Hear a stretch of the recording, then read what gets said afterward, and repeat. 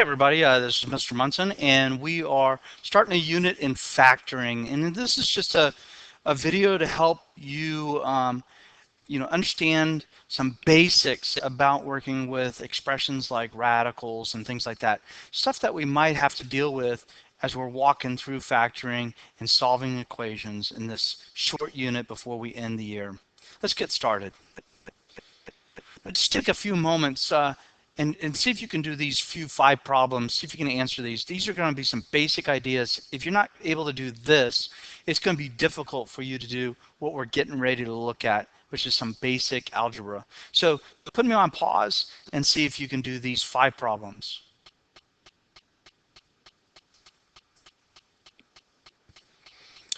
All right, take a look at these answers and see how you did. Now, probably the one that you might have the most question about is this one. I have a plus or minus 9. So whenever we're looking at something squared equals a number, there's really two answers there for that problem. X squared, what do I square to get 81? Well, certainly 9 works, 9 times 9. But don't forget, negative 9 works as well. Negative 9 times negative 9 gives me a positive 81. Fantastic. Now the other thing is if you look down here, this problem actually has two answers. There's two factors. There's the factor here and the factor here. They're being multiplied together to give you 0. Now just like this problem above you, if you have two things that are multiplied together and they give you 0, one of them has to equal 0. Not that the x has to equal 0, but this quantity. So there's two different numbers that will create that scenario. This should be negative 2 there. So if I put negative 2 in there, that becomes a 0, and 0 times, I don't care what happens over here, 0 times whatever still equals 0. Same thing happens with that 5. Okay, here's three problems I want you to reduce, keeping them in radical form. Now, we've looked at problems like this before in the past. Go ahead and put me on pause and see if you can do these. Now, if you are not able to do them, come back and you can watch me do one and then see if you can do the rest. Remember, this is important. If you're just copying this down as I've done it, then you're not thinking about these problems. You're really not helping your brain figure out what it is. It's really a maturity thing. If you're now in high school and you're just simply copying my work, you have to understand that you come across as a student who's still mentally around, mentally in the sense of their understanding their responsibility to learn is not in high school. So I need you to put me on pause, see if you can do these. If not, let the video play out and watch me do one or two of them, and then see if you can do one on your own.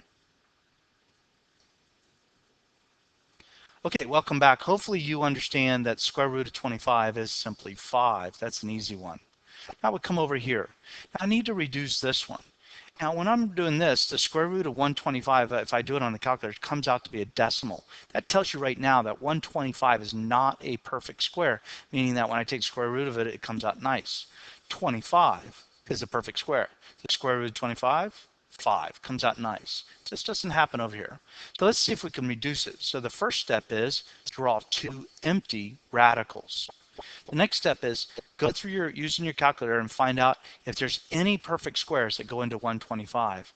And we've talked about this before, but we have 4 is a perfect square, 9, 16, 25, 36, and so on. Hopefully at this point in the game of your math career, you understand what a perfect square is. So you're just taking 125 and you're dividing it by these numbers, and they continue past 36, of course. Well, what you do is you find out that 25 is a perfect square that divides 125. 25 times 5 gives me 125. Very important. Put your perfect square right here. Always put it in that first spot, 25. Now let's reduce. Square root of 25 is 5, and that leaves me 5, square root of 5 for the last. Now I can take this number and plug it into my calculator and find the decimal.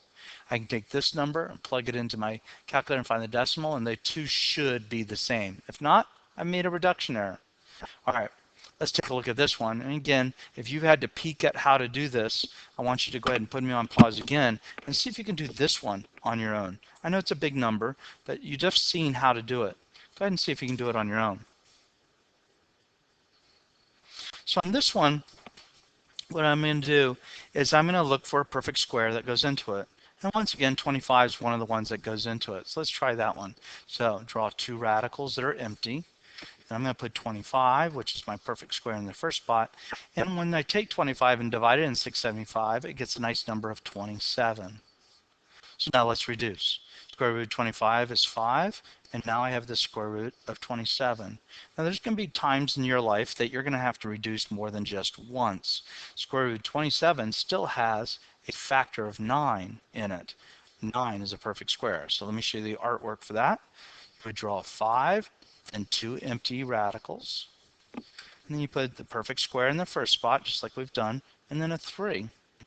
Now, the square root of 9 is the same thing as 3 in this case, so 5 times 3 is 15 square roots of 3.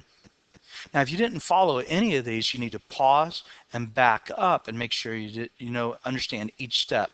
Okay? If you didn't catch what happened here, just rewind, go back and watch me and listen to me talk through it. Make sure you understand it. There's no need for you to progress into the next stage if you're not sure how to do this. We're getting ready to go into the deeper end of the pool, and if you're not sure how to swim in the 5 foot, you're going to drown. Let's move on. Now, this is an interesting case. Remember, all these problems that I'm giving you are models. So when you go to practice, you're stuck. You're going to go back and look at the model of the problem that is like the one you're working on and go, what did I do back then? So this one is, you can see there's no perfect square, at least what you think. There's no perfect square in there, right? There's no 36 or 9 or something like that. It's just some variable. Now, what we find out is this. If I take the square root of x squared, that's equal to x. You've done that quite a bit. If you think about it, you have, let's say, this problem, and you all know that if you take the square root of both sides, you get the answer. This side here turns into an x equals 81. That's not just by fun. It's the fact that the square root of a square kicks out the number underneath the radical and lays it out on the next line. Well, the same thing's going to happen over on this other problem. Take a look. I need to remember something. I need to remember that when I take variables, and there's an exponent of 1 on this last one, when I take two variables that are the same, like y squared times y, you add their exponents. So that's the same as y cubed. Okay, so what I'm trying to show you is this. This y cubed at the top here is the same thing as y to the second and then y. Those two multiply together to give me y to the third. Well, square root of y squared is y, as I just showed you with the x squared equals 81. If you didn't follow that, put me on pause, go back and make sure you understand y squared, when you take the square root of it, is equal to y. The next thing, there's no more that can be done with this, so we'll just simply write y times the square root of y. It's all just symbols. All right, let's take a look at this one. I want you to go ahead and put me on pause and see if you can do this one on your own. Just think of it as two separate problems, a number problem and a variable problem. Okay, well, the square root of 36 is quite easy. And we just did the square root, or the square root of y to the third, which is this problem, busted up. So now I can simplify this to be y. And so I'll just write that as 6 times y, square root of y. Now, if I wanted to, I could take any number other than 0 and 1. 0 and 1 have special properties that I never want to use for what I'm getting ready to do. Stick a 5 in there. 36 times 5 cubed on my calculator, and then take the square root of it, and you'll get some crazy decimal. Then you come down here and you take 6 times 5, and then square root of 5, and you should get the same decimal. If you did, then you did a pretty good job. Okay, now why are we doing this? Imagine if you had to do this without a calculator. Okay, so let's say I asked you, hey, evaluate that for when y is equal to 5. If I put a 5 in there, it's 5 to the third power. Let's see, 5 times 5 is 25. Then 25 times another 5 is 125. So far I have 125. 125 times 36 is some really big number without a calculator. And then I have to take the square root of that really big number. That seems like a very difficult problem. I'm not even sure if I can do that myself. Now let's take a look at this equivalent expression. It should generate the same number. Let's see, I have 6 times 5, which would give me 30. And then the square root of 5. So 30 times the square root of 5. Now I'm just trying to estimate this, right? Square root of 5 is really close to the square root of 4, which is one I do know. So this becomes a 2, and 2 times 30 is 60. So I know that the number is going to jump out somewhere around the number of 60. So if I plugged in this in my calculator, I probably would end up something around 60, plus or minus some error. All right, let's move on. All right, so for this one, we would just break it up. And of course, the square root of 125, find 2 radicals and see if there's any perfect squares that go into 125, and certainly 25 goes into that. There's 5, and so I get 5, and there's no more I can do with those other radicals, so I'll recombine them and make it look like something like that. All right, bonus problem. Let's take a look at this one. Now, I don't mean for credit, I'm just saying for fun. So I could go y squared. So far I've counted for 4, and then here's the 5th one. Okay, so 2 plus the 1 that's mysteriously not written there gives me a y to the 5th. Well, the first y squared is a y, the second y squared is a y, and then I have the square root of y. Remember, this is all being multiplied. Y times y is y squared times the square root of y. Now for some people, just because I'm using the same word over and over, their brains get very confused. This is what I love about Flipped Classroom. You're going to put me on pause, go back, and see if you can follow that again, if you need to. Let's move on. All right, put me on pause and see if you can do this one on your own. Okay, so I just busted it up into 3 separate problems, and then each line just manipulating each portion. Now that's a lot of writing, and oh my goodness, you're in high school, you can handle that, hopefully. So here we are at the end of the year of geometry, and hopefully I've gotten you to a place where you can say, I'm a big boy, big girl, I can do this kind of problem. Now remember, these numbers that are outside the radical, as well as the ones that are under the radical, are just simply numbers, some shape, sometimes a variable, that are just being multiplied. So there's a lot of numbers that are being multiplied. Stuff outside the radical, I'm going to accumulate them as being multiplied over here on the left. 5n y squared.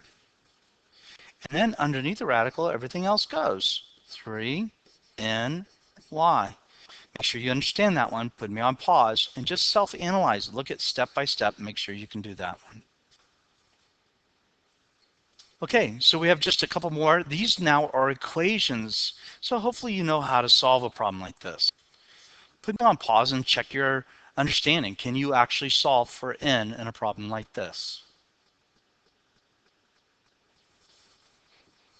All right, let's take a look at that. So simply what I would do is I put squares on both sides. I'd square both things. That will cancel out the square root, and I get n equals 100. We have done a million of those. So hopefully that wasn't a problem.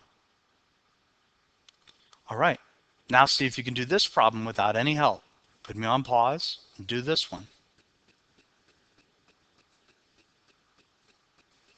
Well, apparently when I have a radical equals a number, and there's nothing else on the side with the radical, I can just square both sides. That ends up being 36. And on the other side, v minus 2. The radical and the squaring cancel each other out, and the thing underneath the radical drops out just like all the other problems. I'm not wasting your time by solving for v on this one. You should be able to do that on your own. Now take a look at this problem. Here's the problem. The radical is not by itself on this side. You got this pesky -8. So what we're going to do is get rid of that, move it over to the other side to turn it back into a problem like this one over here. Okay, next step. And there you have it. Okay, now I'm going to let you solve for A on your own. Now, if you weren't here in class last time, you missed out on getting your packet. Now, the pages that you're going to do are from CUDA software, and this one's called Simplifying Radical Expressions, and the other one's called Radical Equations Part 1. You can Google search those and find them, or go down to the description box for this video, and there's a link for it. All right, that's it. Have a great day.